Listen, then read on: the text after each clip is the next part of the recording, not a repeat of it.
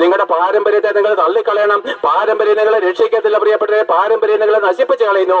നിങ്ങൾ ദൈവത്തെക്കാൾ ഉപരി പാരമ്പര്യത്തെ സ്നേഹിക്കുന്നതാണ്.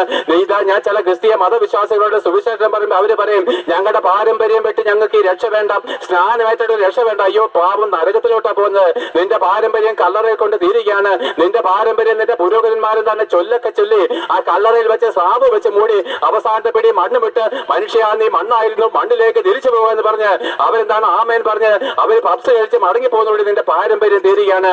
അതിനപ്പുറം മറ്റൊരു കാര്യം ആരംഭിക്കുകയാണ്, നിത്യശിക്ഷാപതി. അതിനപ്പുറം നിത്യമാർക്ക് നരകാഗ്നി ആരംഭിക്കുകയാണ്. ആകിയാൽ പാരമ്പര്യത്തെ സ്നേഹിക്കുന്നവർക്ക് ആർക്കും ദൈവത്തെ സ്നേഹിക്കാൻ കഴിയത്തില്ല. നോക്കി പിന്നെ ബൈബിൾ പരിശോധിച്ച് നോക്കി കഴിഞ്ഞാൽ എല്ലാ അപ്പോസ്തലന്മാരും പാരമ്പര്യത്തെ തള്ളിക്കളഞ്ഞു, യഹൂദമതത്തെ തള്ളിക്കളഞ്ഞ് അവർ യേശുക്രിസ്തുവിനെ രക്ഷകനായിട്ട് സ്വീകരിച്ചു. ഒരു ഹിന്ദുവായിരുന്ന ഞാൻ എന്റെ പാരമ്പര്യം തള്ളിക്കളഞ്ഞ് യേശുക്രിസ്തുവിനെ രക്ഷകനായിട്ട് സ്വീകരിച്ചു.